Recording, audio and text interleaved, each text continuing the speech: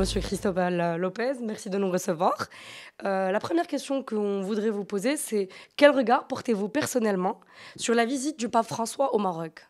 Donc c'est un regard très positif. Je suis très content que le pape nous visite et que ça se passe dans la diocèse qui m'a été commandée et après un an que je suis évêque ici. Alors je suis très très joyeux de cette visite que je pense sera très positive et pour l'Église catholique et pour le peuple marocain. Dans quel esprit la communauté chrétienne accueille-t-elle la venue du pape? Avec de la joie, avec enthousiasme et avec un espoir, une espérance très grande. Les chrétiens sont contents que le pape vienne. Les chrétiens attendent du pape un mot d'encouragement qu'il nous confirme dans la foi, parce que c'est ça la tâche du souverain pontife. Il est le père de tous les chrétiens catholiques et il doit nous confirmer dans notre foi, comme les frères aînés aux frères petits. Alors, nous attendons cette visite avec beaucoup d'enthousiasme et de joie. Pour sa visite au Maroc, le pape François a choisi comme thématique le pape François, serviteur d'espérance. Quelle lecture faites-vous de cette thématique? En réalité, ce n'est pas lui qui a choisi ça. Sommes nous qui avons proposé cette devise serviteur de l'espérance. Pourquoi?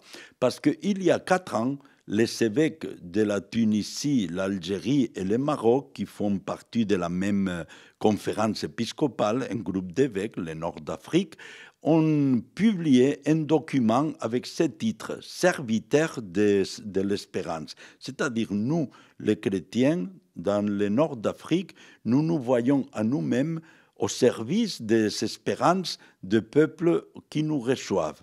Alors nous avons voulu que aussi le pape vienne visiter le Maroc avec cet esprit de se mettre au service de l'espérance de ces peuples qui l'accueillent, concrètement au service de l'espérance d'un monde meilleur, d'un monde en paix, d'un monde où nous puissions vivre tous en frères et en sœurs, de la fraternité universelle. Hier, le 25 mars, le pape a signé un nouveau document à l'intérieur de l'Église, surtout adressé aux jeunes. Et il dit, le titre c'est « Vive le Christ, il est notre espérance ». C'est-à-dire, serviteur de l'espérance, ça veut dire aussi pour nous, serviteur du Christ, qui est notre espérance, qui nous pousse pour construire un monde meilleur. Alors, la paix, la justice, la liberté, la vie, l'amour, tout ça sont les espérances que le pape vient servir. Et dans un monde où la haine et l'intolérance ont beaucoup fait de victimes, comme vous avez dit juste auparavant, notamment en Afrique, spécialement. La rencontre entre le roi Mohamed VI et le pape François, pensez-vous que ce serait un vecteur de paix pour ce continent? Tout à fait, tout à fait. Justement, ce voyage du pape a une vue très claire. C'est favoriser, promouvoir le dialogue interreligieux entre les chrétiens et les musulmans. Et ce dialogue interreligieux n'est pas un but en soi-même. C'est un dialogue au service de la paix, au service de la fraternité. Nous, les chrétiens, nous sommes presque 2 milliards de personnes. Les musulmans, 1,3 milliard. Alors, entre chrétiens et musulmans, nous faisons presque la moitié de l'humanité. Si nous nous mettons d'accord pour agir ensemble à la faveur de la paix et de la fraternité, le monde va changer positivement. Alors, évidemment, le pape d'un côté et Sa Majesté le roi, commandeur des croyants, de notre côté, ensemble, main dans la main, peuvent beaucoup contribuer à ce monde de paix et de fraternité que nous tous nous voulons construire et que nous rêvons. Vous le savez bien, le Maroc devient un pays d'accueil des migrants, dont de nombreux chrétiens. Quelle appréciation faites-vous du traitement par le Maroc de cette question, de cette problématique, qui est aujourd'hui la problématique de notre ère, de notre siècle? De notre part, nous les chrétiens, nous voulons travailler avec toutes les personnes qui sont en détresse. Et nous trouvons parmi les migrants beaucoup d'enfants aux jeunes mineurs non accompagnés, des femmes enceintes, des malades, et nous sommes dans l'obligation de les secourir. Nous voulons remercier la politique du Royaume de Maroc à la faveur des migrants parce qu'on a fait des régularisations, on a ouvert les écoles pour que tous les enfants, même s'ils n'ont pas de papiers, puissent étudier. On a ouvert aussi le système de la santé publique pour accueillir tous les migrants. Ce sont des choses très positives et nous voulons encourager cette approche accueillante, cette approche caritative du Royaume envers les migrants. C'est vrai qu'il y a d'autres aspects qui ne dépendent pas du Royaume du Maroc, mais de la politique, disons, de l'Europe universelle. Et en ça, nous ne pouvons pas entrer parce que ce n'est pas notre truc. Nous n'avons pas la possibilité d'influencer directement les gouvernements européens. Mais c'est un peu triste que parfois le Maroc doit faire des tâches à la place de l'Europe pour empêcher les migrants de suivre son chemin légitimement. Mais je remercie beaucoup et je félicite les politiques positives que le Royaume a envers les migrants. Et sous quel angle cette question pourrait être abordée lors de la visite du pape? Je pense que le pape, en voulant rencontrer un groupe petit, bien sûr, de migrants et de personnes qui travaillent avec eux, veut dire que sont des personnes. Parfois, nous sommes en train de parler des migrants, mais les migrants n'existent pas. Existent des personnes qui migrent.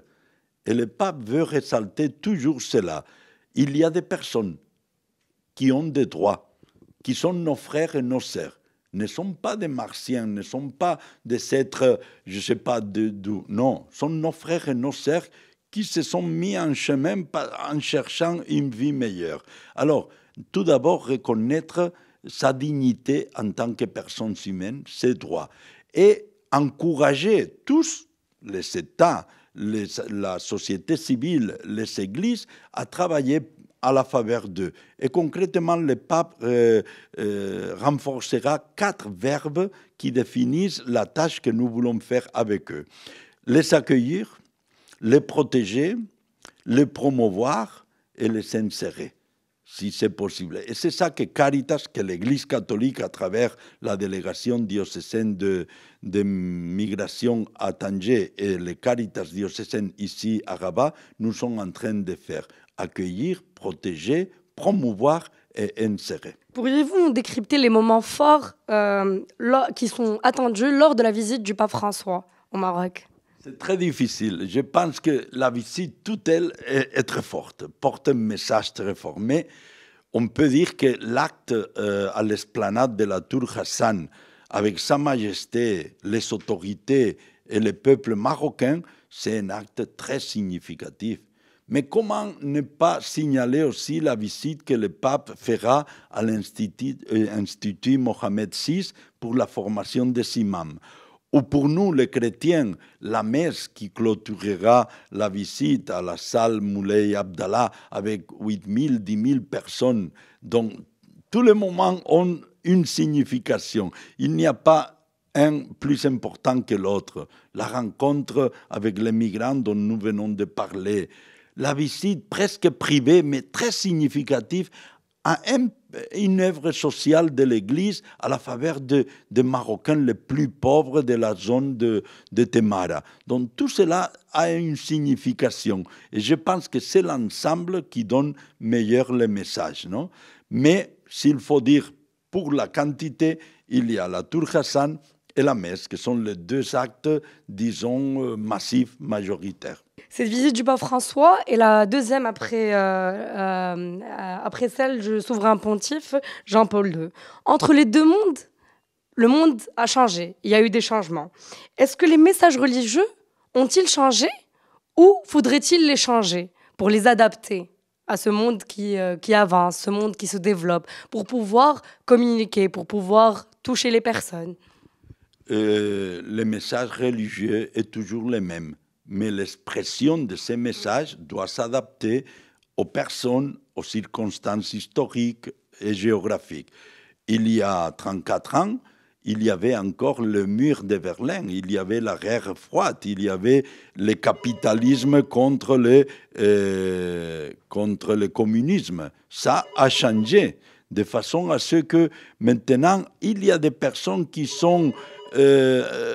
veulent affronter les religions, qui veulent faire que musulmans et chrétiens soient affrontés. Et nous voulons tendre des ponts. Nous voulons faire si que les religions ne soient pas un problème, mais la solution des problèmes du monde.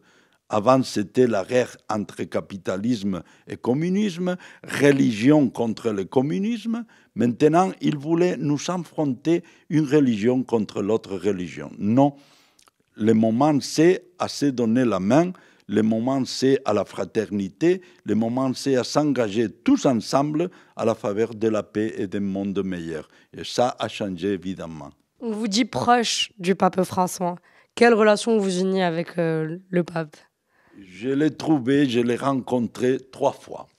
Et chaque fois, très brièvement. Ce n'est pas que j'ai une approche personnelle envers les papes. C'est maintenant que je les rencontrerai pendant des moments un peu plus longs parce que je dois l'accompagner pendant toute la visite, dans tous les actes. Mais je l'avais trouvé quand il m'a nommé évêque, je l'avais trouvé avant en tant que salésien que je suis, fils de Don Bosco, pour le saluer dans une réunion, très brièvement.